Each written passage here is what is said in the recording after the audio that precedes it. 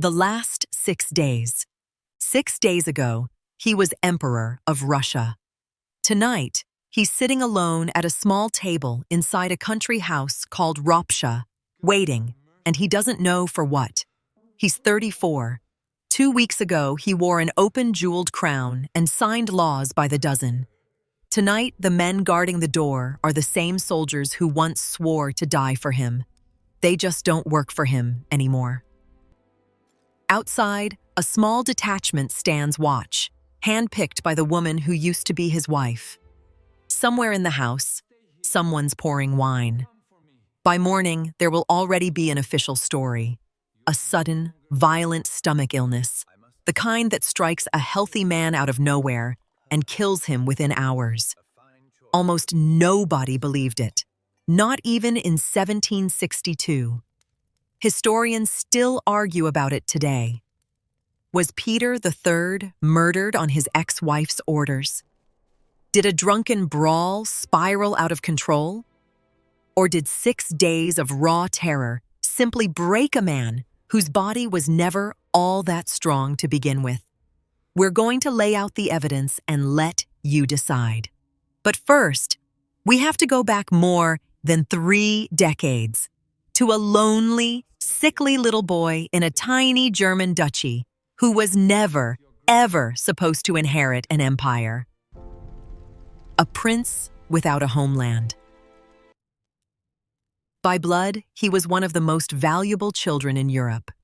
Peter III was born in February of 1728 in the small German duchy of Holstein-Gottorp in the northern city of Kiel. His mother was a daughter of Peter the Great, the man who'd dragged Russia into the modern world by sheer force of will. His father put him in line for the Swedish throne too. 2 crowns worth of bloodline, sitting inside one sickly infant. He was also, almost immediately, one of the loneliest kids in Europe. His mother died of a fever just weeks after giving birth to him, worn out, ironically, from the celebrations held in her own honor. His father wasn't much better, an emotionally distant duke obsessed with soldiers and parade drills, who drilled the boy like a recruit years before he was old enough to understand what was happening to him, then died himself when Peter was only 11. An orphaned duke, with no one who particularly loved him. Tutors came and went. Discipline was harsh, affection was rare, and Peter grew into a nervous, sickly kid who found more comfort in toy soldiers and imaginary battles than in the company of any actual adult around him. Then, in the winter of 1742, everything changed again. His Aunt Elizabeth, who'd just seized the Russian throne in a coup of her own, sent for her nephew and hauled the 14-year-old across the continent to St. Petersburg. Almost overnight, he went from a minor German duke to heir presumptive of the largest empire on earth. He was baptized into the Russian Orthodox Church, handed a new name, Pyotr Feodorovich, and expected to become, in every visible way, a Russian. He never really managed it. And that gap, between the empire that needed him to belong and the boy who never quite did, would shape almost everything that happened to him for the rest of his short life. The reluctant heir. A minor German princess, a rushed conversion, a new name. That's how Catherine the Great's story actually begins. Not as an empress, but as a bargaining chip. In 1745, Empress Elizabeth arranged Peter's marriage to young Sophia Augusta Frederica of Anhalt-Zerbst. Sophia converted to Orthodoxy too, and took a new name of her own, Catherine. On paper, it looked like a sensible dynastic match between 2 awkward foreign teenagers dropped into an intimidating foreign court. In practice, it became one of the unhappiest marriages in Russian royal history. By Catherine's own later account, her new husband cared more about playing with toy soldiers, drilling his servants like a miniature army, and staging elaborate mock courts-martial for misbehaving dogs than he did about any part of married life. Fair or self-serving, that description stuck. It's followed Peter through 2.5 centuries of history books.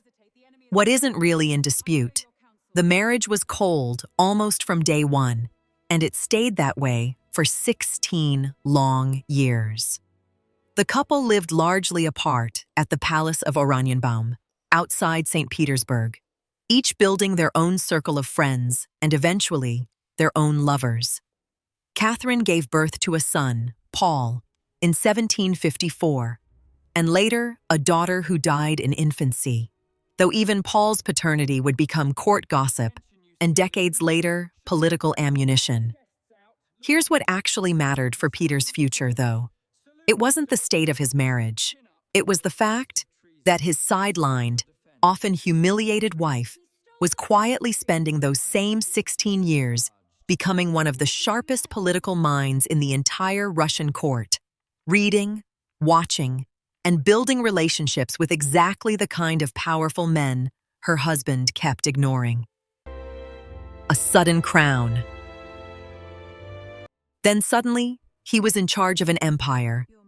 Empress Elizabeth finally died after a long illness, Christmas Day of 1761 on the old Russian calendar, early January of 1762 on ours. And Peter, 33 years old, unexpectedly became emperor of all Russia. For a brief moment, there was real goodwill. He was Peter the Great's own grandson, after all, and plenty of people were curious to see what he'd do with the throne. What followed was one of the strangest reigns in Russian history, not because Peter did nothing, but almost the opposite. In just 6 months, he signed more than 200 new laws and decrees, moving with a speed and energy that caught almost everyone off guard, especially the people who'd already written him off as slow or foolish. Modern historians, looking past Catherine's later, self-interested version of her husband, increasingly describe a genuinely reform-minded ruler. Impulsive, yes, often tactless, but far sharper and more purposeful than the caricature that outlived him. The real question was never whether Peter had ideas. It was whether he had the political instincts to survive putting them into practice. Inside a court built on tradition, patronage, and the loyalty of a nobility and a military that expected to be consulted, not just informed. He was about to find out the hard way. 186 days. 186 days. That's the entire reign. And yet, the list of what he tried to pull off in that time is genuinely remarkable. He abolished the secret chancellery, the state's feared internal police agency, and he did it in writing, explicitly condemning arbitrary arrests and torture as unworthy of a civilized state. He issued the manifesto on the freedom of the nobility, freeing Russia's aristocracy from compulsory state and military service for the first time in generations, and letting nobles travel abroad freely. He forbade landowners from killing their own serfs outright, threatening lifelong exile to anyone who did. He ended the state persecution of old believers, a religious minority the Russian Orthodox Church had harassed for a century, and proclaimed a broader freedom of worship across the empire. He founded Russia's first state bank. He pushed back against the nobility's monopoly on trade, hoping to build a more dynamic merchant class. And he drafted, though he never got to carry it out, a sweeping plan to secularize enormous tracts of land owned by the Orthodox Church. Taken individually, almost every one of these reforms reads today as forward-thinking, even genuinely humane by the standards of 18th century Europe. Taken together, they were a masterclass in making enemies fast. Freeing the nobility from service sounded generous, but it also unsettled a social order built entirely around obligation. Threatening the church's land alienated one of the most powerful institutions in the country, and cramming all of it into 6 frantic months, without patiently building support first, meant Peter was racking up a long list of powerful people who felt overruled, threatened, or simply ignored, right when he needed their loyalty most. The Prussian gamble. Here's where it really started to fall apart. Nowhere did Peter's judgment prove more costly than in foreign policy. Russia had spent years locked in the brutal 7 Years' War against Prussia, and by the time Elizabeth died, Russian troops had occupied East Prussia and pushed Frederick II, the brilliant Prussian king known to history as Frederick the Great, right to the edge of defeat. Peter, though, had idolized Frederick since childhood. Almost the moment he took the throne, he pulled Russian forces out of the war, signed a peace treaty in May of 1762 that handed back every inch of territory Russian soldiers had bled to capture, and then went further still, offering Frederick 12,000 Russian troops as an ally instead of an enemy. For ordinary Russian soldiers and officers who'd spent years fighting and dying against Prussia, that was almost impossible to stomach. Years of sacrifice, undone with the stroke of a pen, for a king their new emperor just happened to admire. And Peter didn't stop there. He started planning an entirely new war, this time against Denmark, to reclaim a small disputed territory called Schleswig for his original homeland of Holstein, a conflict that had essentially nothing to do with Russian interests. He assembled roughly 40,000 troops in Pomerania, ready to march against a Danish army a fraction of that size, all in the name of a duchy most of his own soldiers had never even heard of. Then he made it worse. He dressed his guards' regiments in Prussian-style uniforms and drilled them in Prussian routines, on the theory that Frederick's army was simply better organized. To men who'd just watched their hard-won war disappear for Prussia's benefit, getting stuffed into Prussian uniforms didn't feel like modernization. It felt like a small, deliberate humiliation. A court turns against him. By the spring of 1762, Peter had pulled off something genuinely rare. He'd alienated the army, the church, and most of the nobility, all at once, in under half a year. And there was a personal danger brewing too. Court rumors swirled that Peter meant to set Catherine aside for good, divorce her, lock her in a convent, or worse, and marry his mistress, Elizabeth Vorontsova, possibly disinheriting his own son Paul along the way. Whether or not Peter seriously intended any of that, Catherine had every reason to believe her position, maybe even her life, was genuinely at risk. Unlike her husband, Catherine had spent 16 quiet years learning exactly how the Russian court worked and exactly who mattered inside it. She spoke fluent, elegant Russian. She'd cultivated the Orthodox Church's goodwill through careful public piety, a sharp contrast to her husband's open disdain for religious tradition. And most importantly, she'd built close, trusted relationships among the officers of the elite Guards regiments stationed in St. Petersburg, the same regiments that, a generation earlier, had put Peter's own Aunt Elizabeth on the throne through a palace coup of her own. Two brothers mattered enormously here. Grigory Orlov, a dashing Guards officer who'd become Catherine's lover, and his older brother Alexei, a physically imposing commander with real influence among the enlisted men. Quietly, through the spring of 1762, a small circle around Catherine and the Orlov brothers started doing what Guards officers in St. Petersburg had done once before, and would do again after this, planning to remove an unpopular ruler and put someone else on the throne. This time, the someone else was Catherine herself. The coup. It took less than 24 hours to lose an empire. The coup came on June the 28th, 1762. Peter was away from the capital, celebrating his name day at Peterhof, expecting Catherine to join him for the festivities. Instead, in the pre-dawn hours, she slipped quietly off to St. Petersburg with a single trusted companion, and by breakfast, she was standing in front of the Izmailovsky Guards regiment, asking for their protection. They swore allegiance to her almost on the spot. so did the Semyonovsky Guards. So did the Preobrazhensky Guards, Russia's oldest, most prestigious regiment.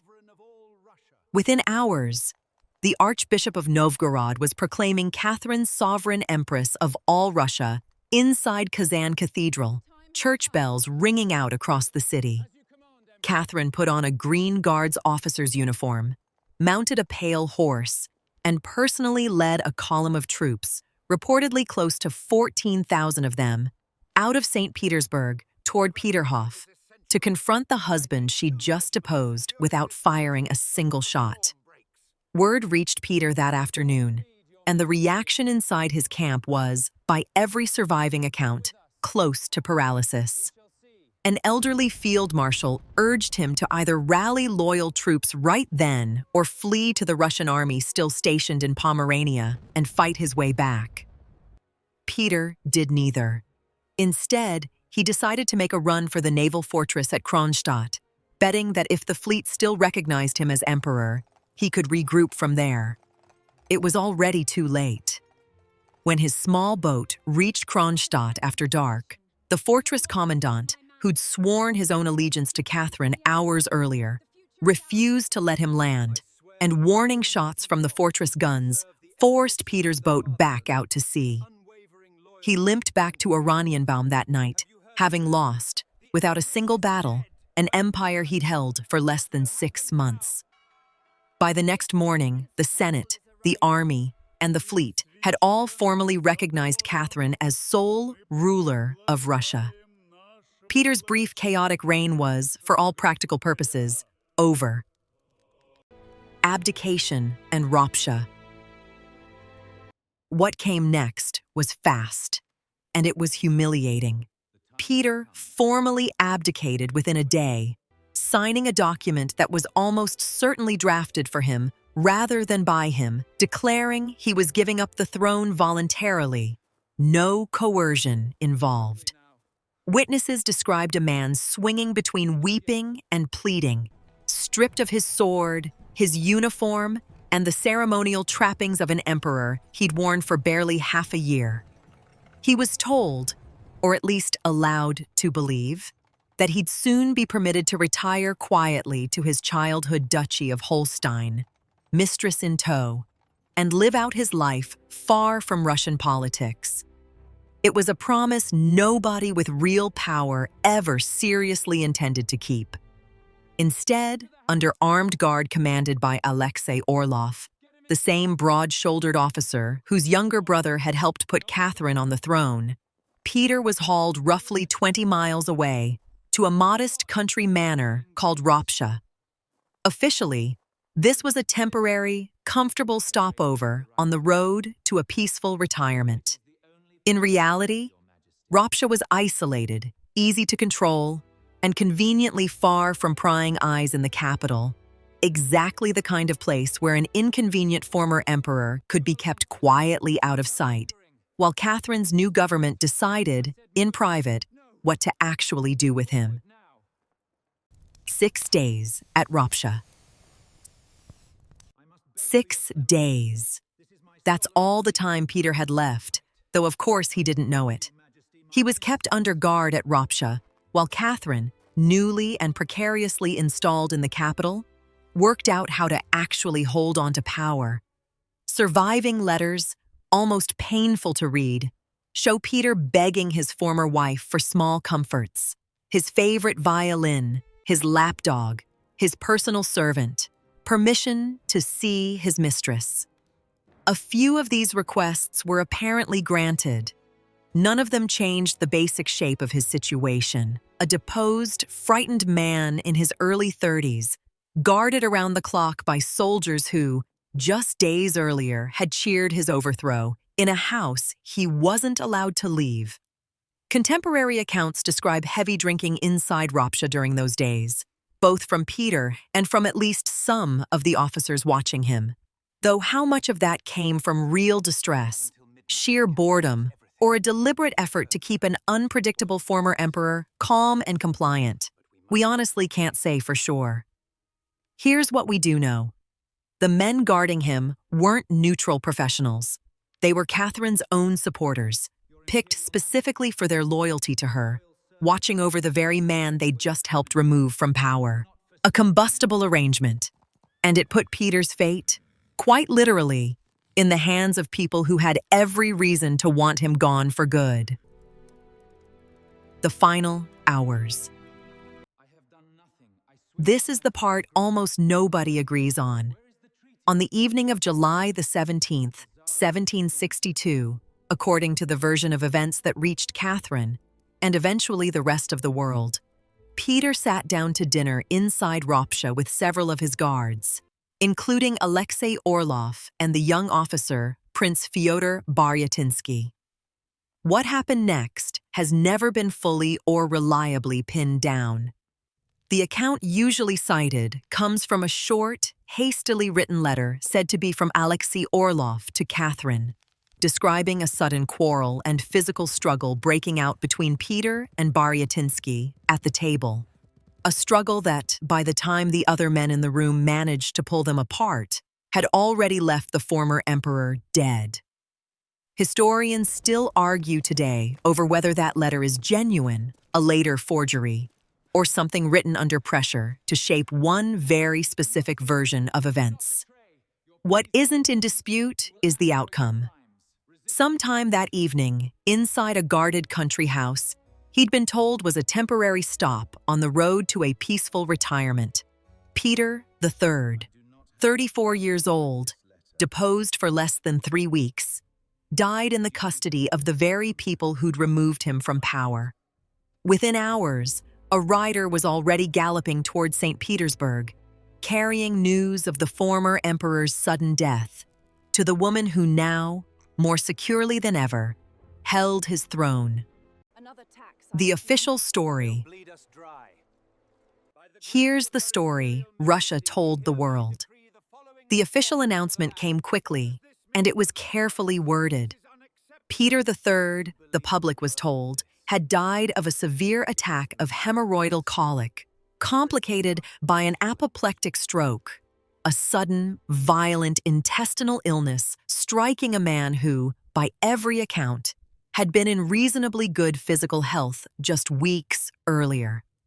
An autopsy, conducted under the new government's own supervision, was cited as supporting evidence. Almost nobody who mattered actually bought it, and they didn't stay quiet about that either. Word of Peter's death and deep skepticism about its supposed cause spread fast across the courts of Europe.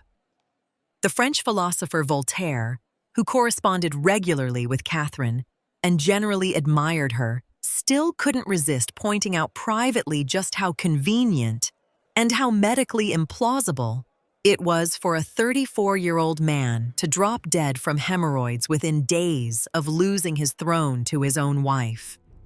The mathematician and philosopher D'Alembert had similar doubts. Ordinary Russians, with far less access to European gossip but plenty of common sense, reached the same conclusion just as fast. An emperor doesn't usually die of a stomach complaint 6 days into an armed captivity, guarded by the men who deposed him, at the exact moment his death happens to solve every remaining problem for the new regime. The hemorrhoidal colic story survived as Russia's official position for well over a century. Almost nobody outside official court circles ever fully believed a word of it. What the body revealed. Here's where the official story starts to fall apart. Before Peter's body was buried, it was put on public display, as was customary for Russian rulers, and what people saw there didn't match the paperwork at all. Observers noted the corpse was dressed with an unusually wide cravat wrapped high around the neck, plus a pair of leather gloves, both wildly out of place for a formal Orthodox burial, and both conveniently placed to hide exactly the kind of marks a strangulation would leave behind. His visible face, according to several accounts from the time, looked dark and swollen, not the peaceful expression you'd expect from a slow internal illness. None of this is conclusive forensic proof, No formal modern autopsy was ever performed, and the body wasn't examined using anything close to today's forensic standards. But stack it up against the implausible official cause of death, the 6 days of armed captivity, and the obvious political motive for Peter's removal, and you get exactly the kind of circumstantial puzzle that's kept historians arguing for more than 260 years. If you're the type who loves piecing together evidence like this, official records against physical clues, motive against opportunity, this is genuinely one of the best cold cases in 18th century Europe, and it's exactly why we built this channel. If you haven't already, hit subscribe, because we dig into cases exactly like this one every single week. Now let's get into what historians on both sides of this debate actually argue. The investigation, then and now. The handwriting conforms it. Unlike some of the other mysterious royal deaths we've covered on this channel, Peter's case never got the benefit of a modern forensic reinvestigation. His remains were reburied with imperial honors decades later, but nobody ever ran the kind of scientific exhumation and toxicology testing that settled other historical murder mysteries.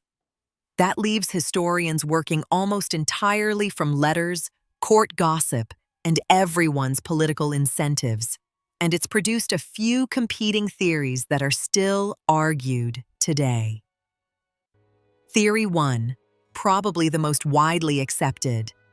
Peter was deliberately killed, either on direct orders from Catherine's inner circle, or with a clear understanding, never put in writing, that his death would be convenient and wouldn't get investigated too closely.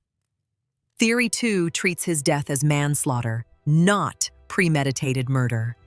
A violent, alcohol-fueled altercation between an unstable, frightened prisoner and his resentful guards that spiraled out of control, without anyone specifically walking in that night planning to kill him.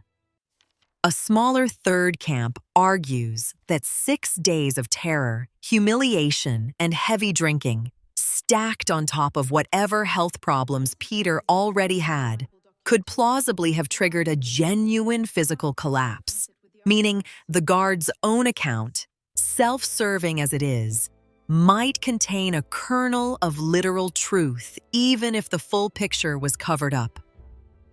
Here's what almost every serious historian agrees on. No matter which theory they favor, Catherine benefited enormously and immediately from her husband's death. She never punished a single person involved. And Alexei Orlov, the man in the room at Ropsha that night, went on to enjoy decades of wealth, titles, and imperial favor under her rule.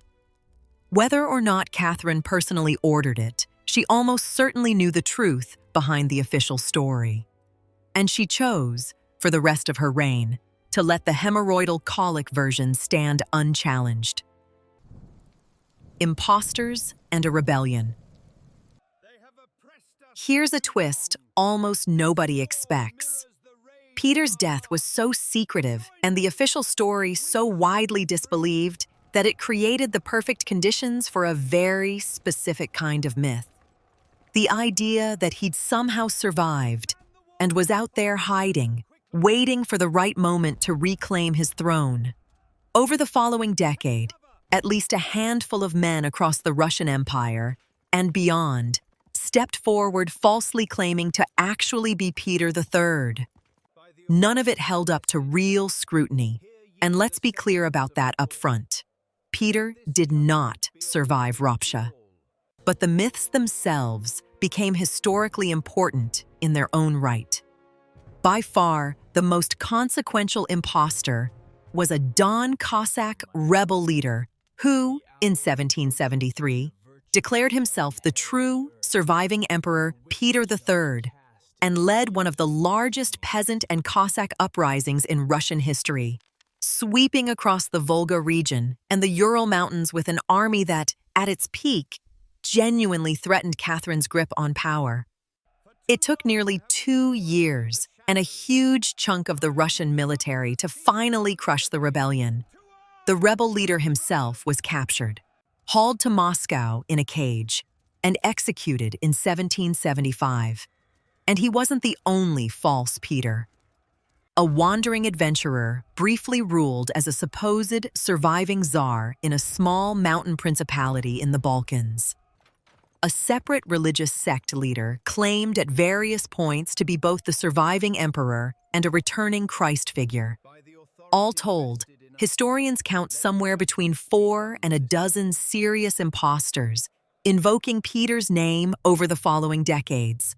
A strange, sprawling legacy for a man whose actual reign lasted less than 7 months. Legacy and reckoning. Peter was buried quietly, no imperial ceremony, at the Alexander Nevsky Monastery in St. Petersburg, deliberately not in the Peter and Paul Cathedral, the traditional resting place of Russia's czars, since he'd officially abdicated before he died, and was therefore, on paper, never buried as a reigning emperor at all. He stayed there for 34 years. Then everything changed. In 1796, Catherine herself finally died, and her son Paul, the boy whose paternity had once been whispered about at court, became emperor.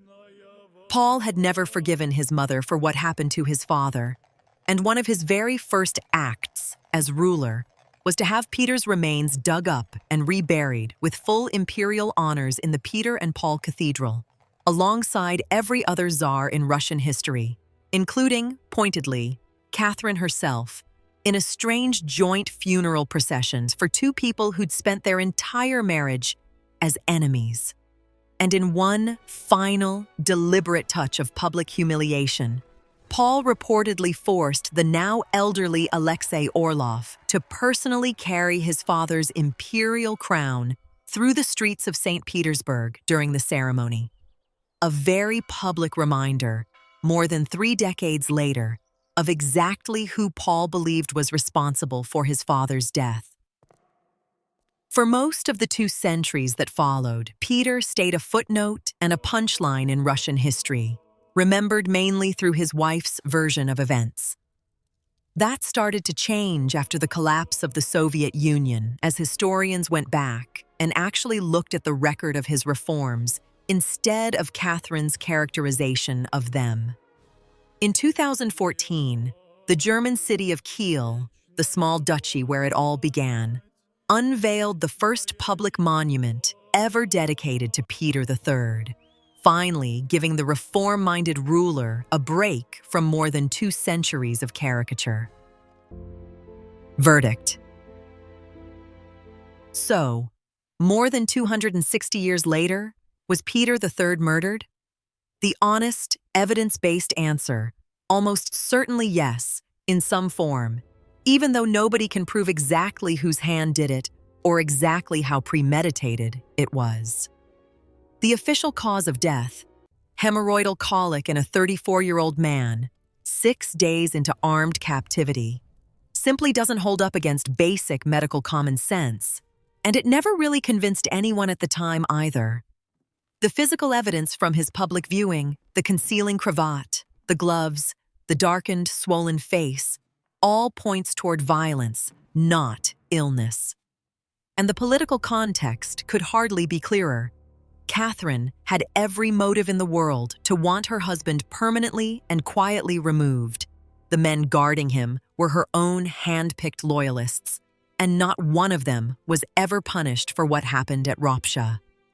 Whether Catherine explicitly ordered his death, quietly allowed it, or just chose never to ask too many questions once it was done, the practical result was the same, either way.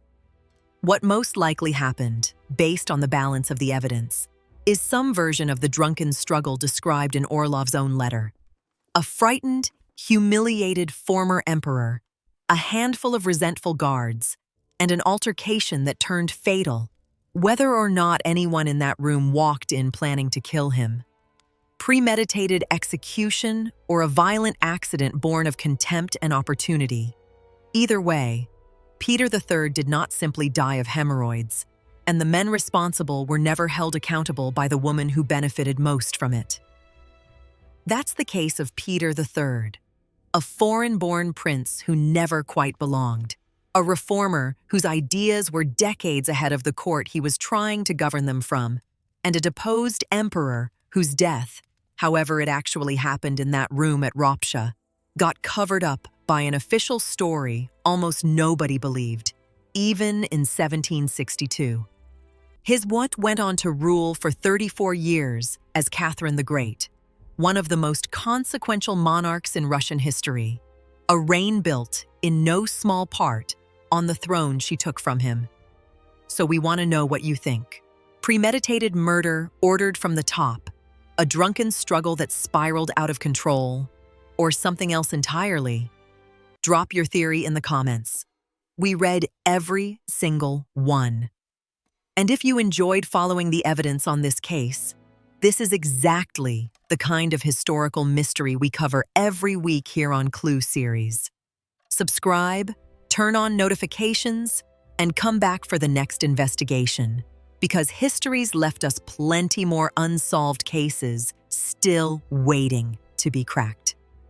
Thanks for watching. We'll see you in the next one.